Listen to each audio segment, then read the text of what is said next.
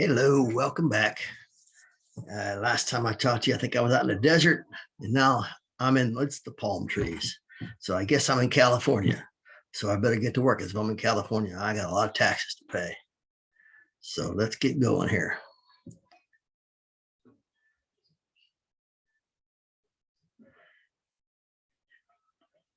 Get all this paperwork done here. Okay, not paperwork, it's click work. Today's paperwork. All right, we can start at the beginning. Chapter 7, there we go. Organization and administration of municipal fire prevention units. So what are we talking about here? Fire prevention units as opposed to fire suppression units, or they're not anti, they work together usually, but we're going to talk about how they're organized and administered. Again, this PowerPoint here is just an overview of the chapter. You really got to read it. And this book is, like I said before, a pretty well written book by somebody who really knows what they're talking about. And this is what we're going to talk about in this chapter. Identify the primary components of a fire prevention program. Describe the local government's responsibility with respect to fire prevention. Explain the role of the Fire Prevention Bureau within the fire service and the community. You're talking about, the Fire Prevention Bureau is a separate or integrated part of the larger fire department, or it could be called other things. Describe generalists and specialists in fire prevention and where they are likely to be encountered. List potential sources of conflict between fire prevention and fire suppression. Explain an intensive inspection program as it is recognized in Cincinnati. Explain the relationship between the fire prevention entity and other municipal agencies. So fire prevention and municipal government, fire-related problems are more locally confined. Let's face it, you can't have a fire department in Baltimore if you have a fire in St. Louis, right? So they got to be local. They got to be there. So code enforcement, again, is most effective at a local level. Got to have people around you to come do the inspections, etc. Most charters, I'm talking about municipal charters, include at least a public safety, even if it doesn't specify fire, but that's where it comes under. So, most municipalities have some kind of charter that they go on. They include something about safety, and generally it says fire. Typically, fire chief reports to the mayor or another top administrator, but pretty high up. The fire chief's a pretty high up person in a city or municipal government, as they should be. The Fire Prevention Bureau is the organizational element that coordinates all fire prevention activities within the fire department and makes important contributions to fire department public relations through its inspection and fire safety education programs. Now, those are the two biggest things that the fire prevention does: inspections and then education. Firefighters also train as preventionists. So the term Fire Prevention Bureau is now also known by a lot of other things. Again, fire loss management, risk management, community risk control, fire safety loss prevention, and other titles.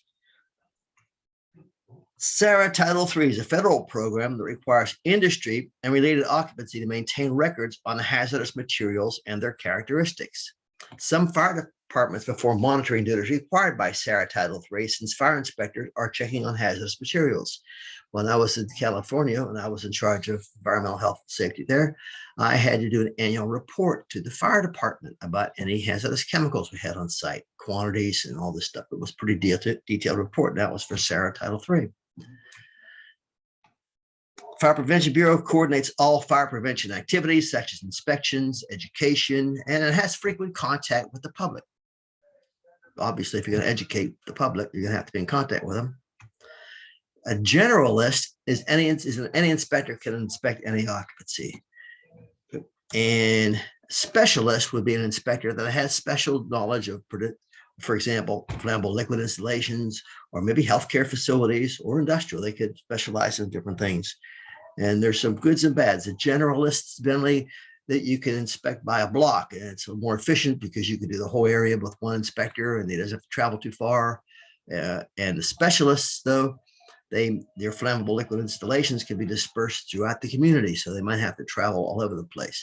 The benefit of the specialist, though, is with this person with the special knowledge of those codes can do a better job, and also more consistent throughout with different types, with different facilities, where a generalist may have a little more issues and not know all the ins and outs of some of these specific installations have. So in major cities, sometimes you have civilian fire inspectors. They don't even have to be part of the fire department. They can hire a fire inspector that's a civilian. Of course, he's still civilian insofar, but not as a fireman, as a uniformed fireman. Engineers in various disciplines.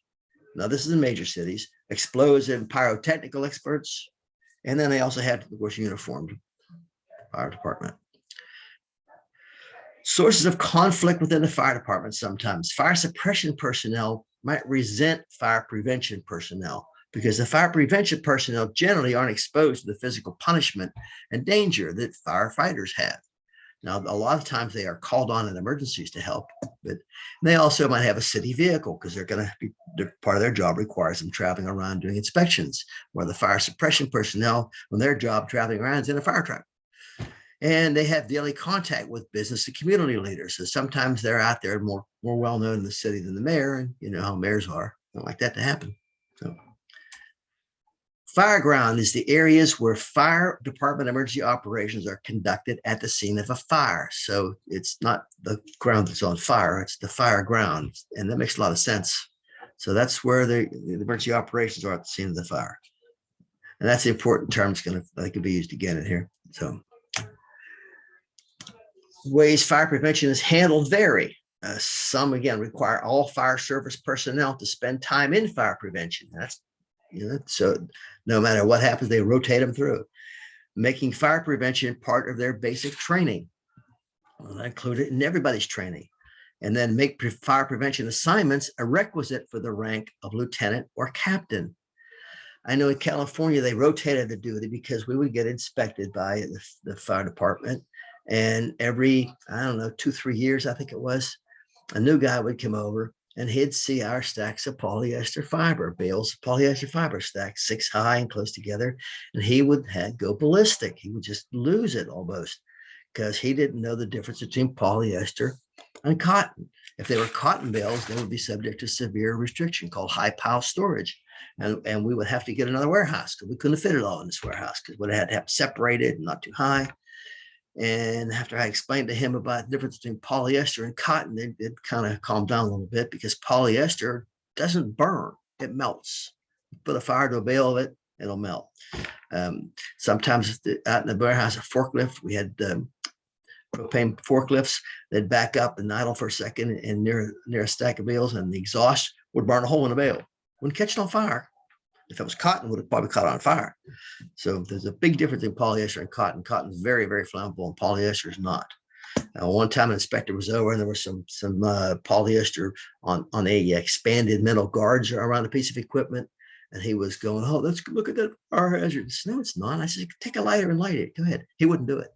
He was afraid to do it. It's not going to burn. Go ahead, take a lighter and light to it. It'll just melt away from your flame.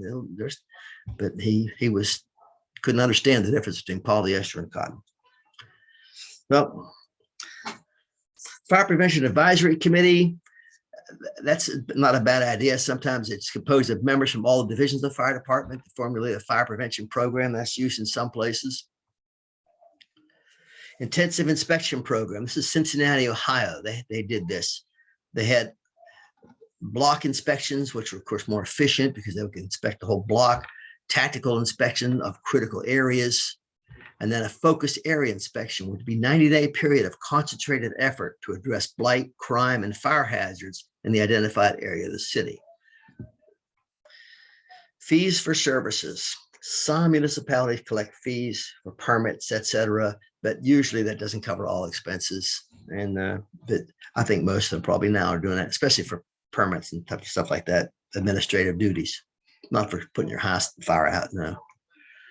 Personnel trends in Dallas, Texas, they started a program where they recruit those with at least 2 years of college directly into the Fire Prevention Bureau. Now, those are not being firemen first. They're going to be hired directly into the Fire Prevention Bureau. They want at least 2 years of college. So they want them to have some, at least, education.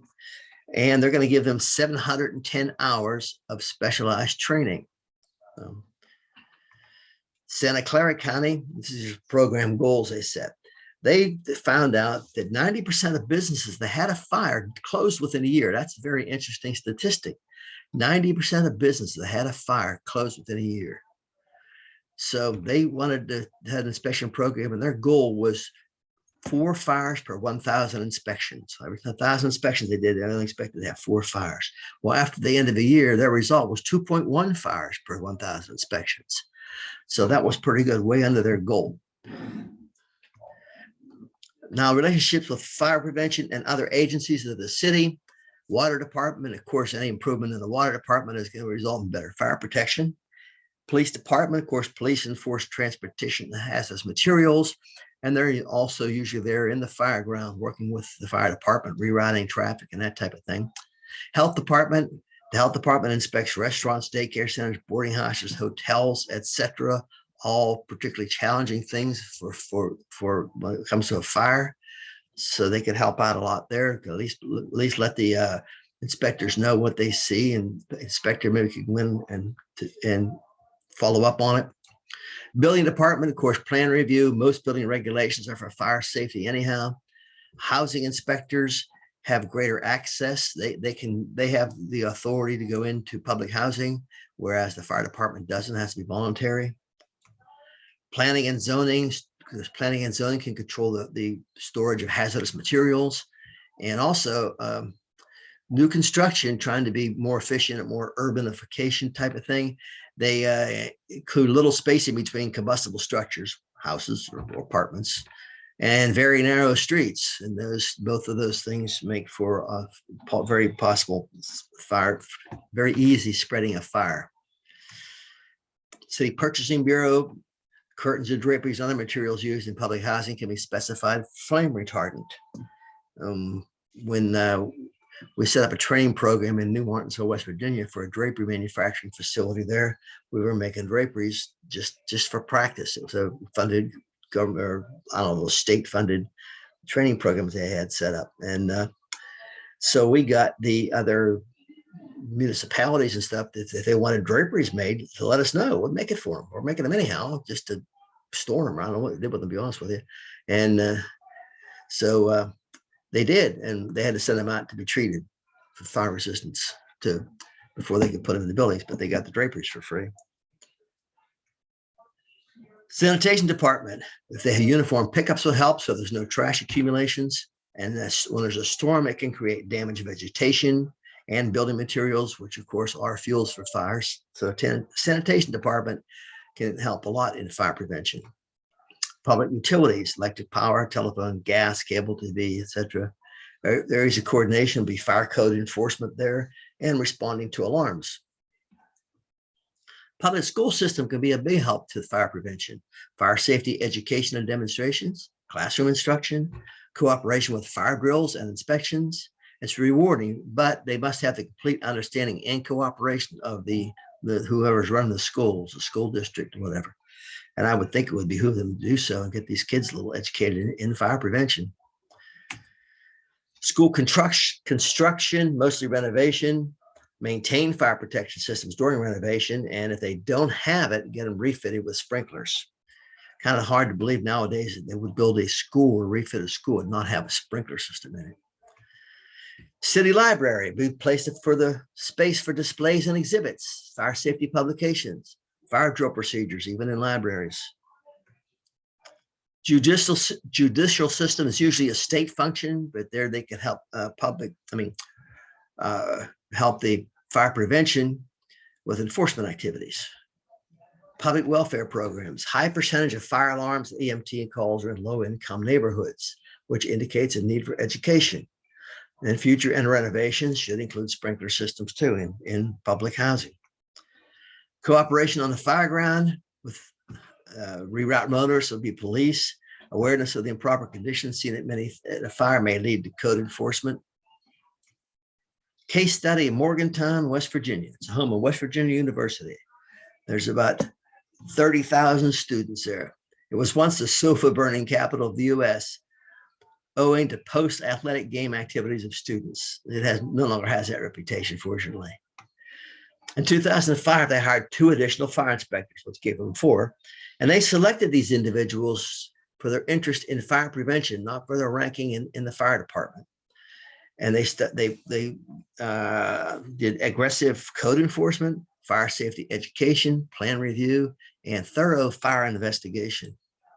And during the next 3 years, they had no fire deaths or injuries. And that's a great record. They did 8,000 inspections per year, had 3,000 violations, and most of those violations were corrected. As the program matured, of course, inspections declined. They did training and certification was stringent for fire inspectors. They didn't just, haul them off the street and give them a pencil and say, here, have at it. They trained them and certified them. They had fire suppression backgrounds, which means they worked in the fire department. They were still subject to fire ground duties during emergencies, and they could issue citations that can result in fines. They had average 43 structure fires a year between 2010 and 2012. Only 12 with recordable losses. Property damage is below $1 million per year when the total value protected was several $1 billion. For a city the size of Morgantown, I think that's pretty good. Inspectors assigned based on occupancy type. They went for the specialization, higher degree of expertise. The Minger Foundation was established in memory of a college student killed in a dormitory fire. They gave grant money to Morgantown Fire Department. Then they partnered with Campus Fire Watch, a college campus fire information service. They teamed up students and firefighters for inspections and educations. That's a great idea. Students, being basically adults, can go along with the firefighters and do the inspections and education. Distribute smoke alarms, CO2 alarms, and fire extinguishers at no charge. Nuisance fires, streets and dumpsters, fire safety challenge in Morgantown for 40 years. In other words, just people jetting fires on the streets and dumpsters just for fun, I guess. I don't know. 3,200 street fires. So they formed the arson task force, all stakeholders, including the university. 124 people were charged and prosecuted, and the university expelled or suspended a number of students. So they cracked down on that. Community focus on fire safety produced positive results. So that's the Organization and Administration of Municipal Fire Prevention Units recap. Suggest, again, read the chapter. These chapters, like I said before, are really easy to read, and they're very interesting, a lot of these stories, especially the case studies. So that's it for this one. Be safe.